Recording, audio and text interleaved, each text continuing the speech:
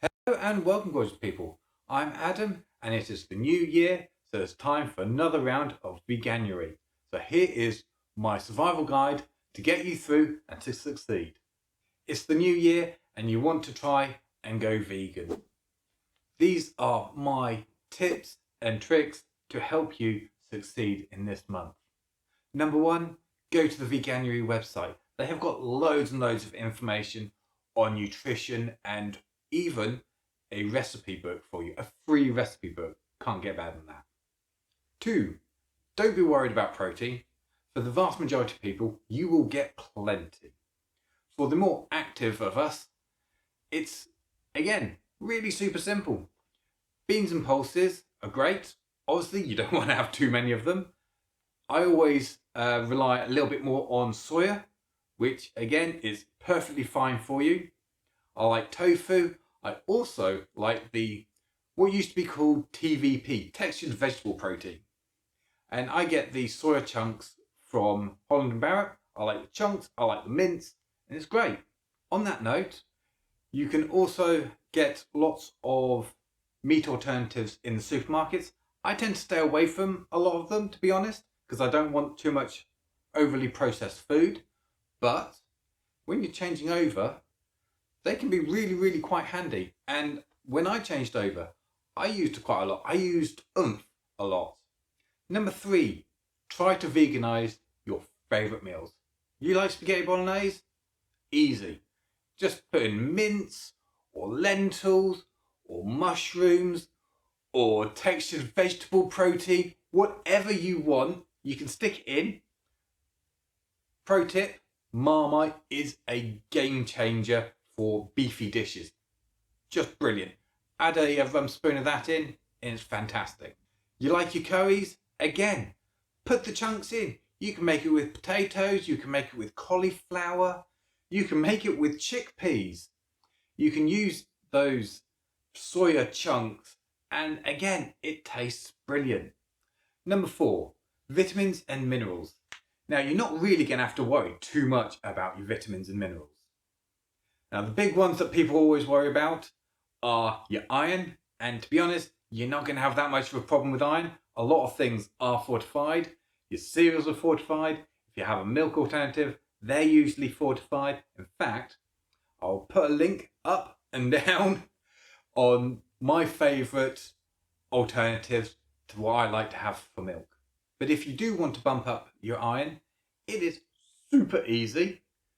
Just add in a little bit of leafy greens, the dark leafy greens, or a little bit of pulses. And you'll be surprised at how little you'd really actually need to bump up your iron levels. Calcium's another one. Again, dark leafy greens. Tofu's a fantastic one. Seeds and nuts are great. So the last one is B12. And again, you can get a lot of foods that are actually fortified with this. I tend to actually have a supplement because I don't have a lot of the foods that are fortified. I use the Veg one from the Vegan Society. The great thing about this one is it actually also contains vitamin D, which I live in the UK, so most of the time, everybody, regardless, should do a vitamin D supplement. And it also has iodine, which again is nice. A lot of people need iodine, and it's one of those bits that kind of falls off of a lot of the nutritional information. Number five, buying things in supermarkets. You've probably all seen by now there are dedicated sections for meat-free vegan alternatives. And there are loads, and these sections are growing every month. They are fantastic, and the produce that are in them is getting better and better and better. Again, like I said, I tend to stay away from the overly processed stuffs, but you know what? Every now and again, kind of nice. Number six, eating out.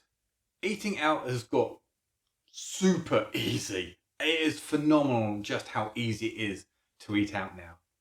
And if you are someone who does like eating out a lot, one of the best apps to use is Happy Cow. It is a great free app, will tell you everywhere that has got a vegan alternative.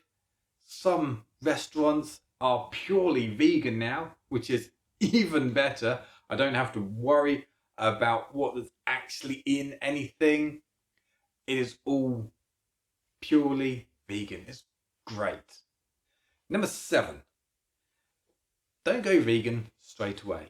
It's a bit controversial, I know, but you'll actually benefit from easing yourself into it. Purely down to the fact that you're going to be eating lots more fibre. And if you have too much fibre too quickly, you are going to have a lot of intestinal problems, which is going to be very uncomfortable. Trust me. I changed over far too quick and it was not pleasant for a few days.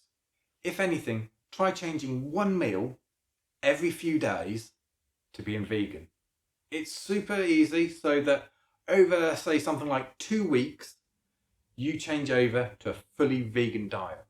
This is also a great plan for if you still got non-vegan stuff in the fridge, because you can use all that up and you're not throwing out any waste. Please do not throw out perfectly good food.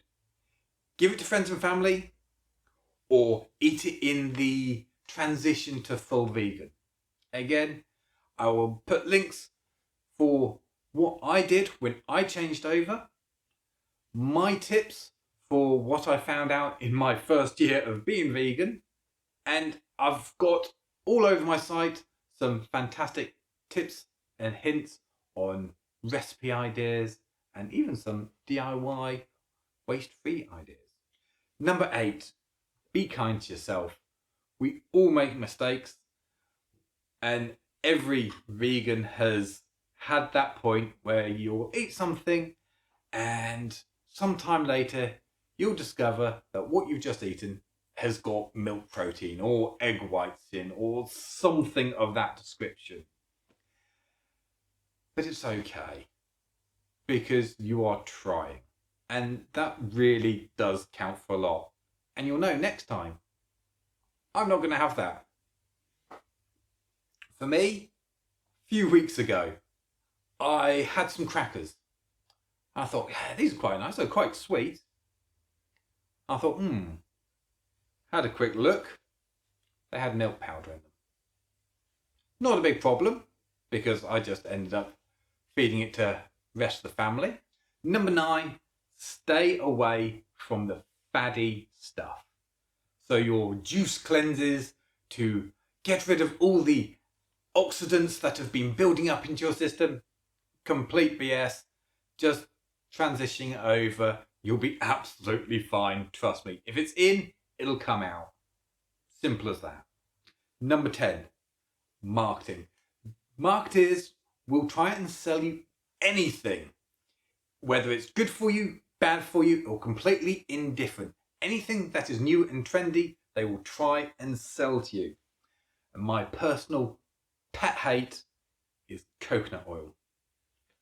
Coconut oil is rubbish, totally useless for cooking. If you need to cook something at a high heat, like you're frying or putting it in the oven, you want something, an oil with a high smoke point. So you're going to want your vegetable oils, your rapeseed oils, your canola oils, so that it doesn't burn in the oven. And if you're drizzling stuff, you want to use your olive oil to have that flavour. Coconut oil doesn't fit into any of those. And it also taints all your food with the flavour of coconut. It's useless, it's pointless, I hate it. Those are my 10 favourite tips for getting through and surviving Veganuary and going further and succeeding and having a full, happy life as a vegan. And if you are transition over and you have any questions, please drop a comment down below. And if you have liked this video, please like, subscribe and click on the bell icon and you'll be notified next time I upload a video. Thank you very much and take care.